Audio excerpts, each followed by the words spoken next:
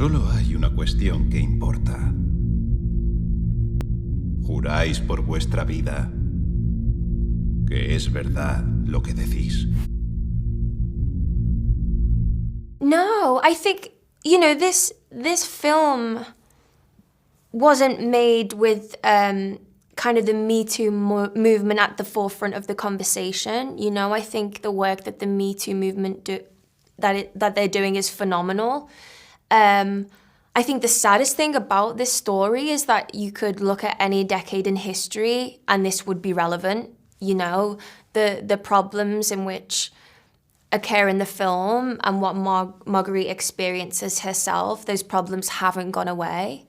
They're still very present in today's society. And I know that, especially myself, when exploring and telling this story, we had a real duty of care to make sure that this was told truthfully and it wasn't gratuitous and it was respectful and it was an authentic portrayal. So, I think people will make those connections, but I know when kind of trying to get into the head of Marguerite, I couldn't really think about anything else other than the person who we were looking at. Jacques Legris entró en nuestra casa. Me atacó. La acusación es falsa.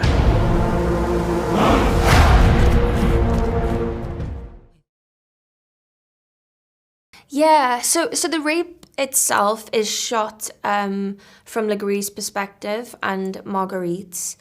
And the way in which we did that was, I remember the evening before we were due to shoot those scenes, we went to the studio and we went into the location with Ridley, Adam and I, and we just blocked out the scene purely for movement. We didn't do any dialogue, no kind of emotional attachment. It was just, kind of stepping through the movements. And then the next day we came to set and Ridley had his entire, all of his cameras set up. Everybody was ready to shoot. And then Adam and I were kind of given the floor to explore the scene. It was an extremely respectful set. I know Adam and I had a lot of respect for each other and we got on very well. So we had a conversation beforehand and just made sure that both of us were comfortable, and should there be any moment that we weren't, we would let each other know. So there was just an awful lot of dialogue, and when we finished the first take, I remember Ridley telling everyone to drop their tools and exit the set straight away. So they really created an environment that really allowed us to hopefully to do our best work, for the benefit of the storytelling. Mi padre me dijo que siempre me sonreiría la fortuna.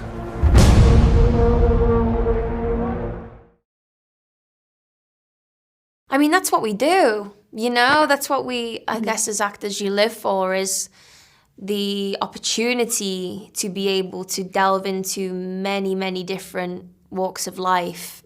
I know for myself, I always want to challenge and I want to try something new. So, coming from Villanelle, when I've finished this season of Villanelle, I like to put her back in her box until I get her back out again, and have some time exploring something else. So it's something I really, really strive for. Me casé.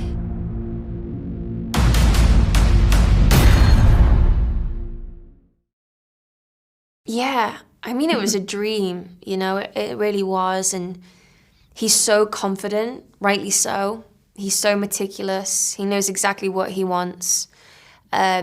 So to be able to be on set and see that for myself and just kind of witness how he makes his decisions, the choices that he makes, I really enjoyed that. Fui una buena esposa.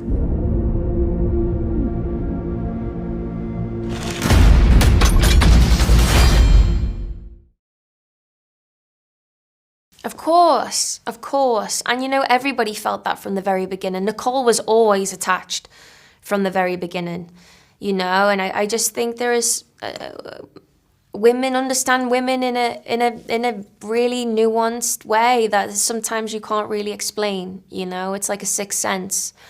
So I think it was invaluable to have Nicole And that was a part of this process which I really loved. And I know the three writers worked very closely, you know, because like you say, a lot of the scenes have the same dialogue but are different. So if something changed later on in the film, it may have altered it earlier on. So they worked very closely, but yeah, I mean, Nicole's wonderful.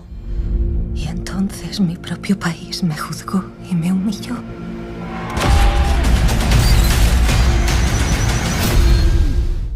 No pienso callar.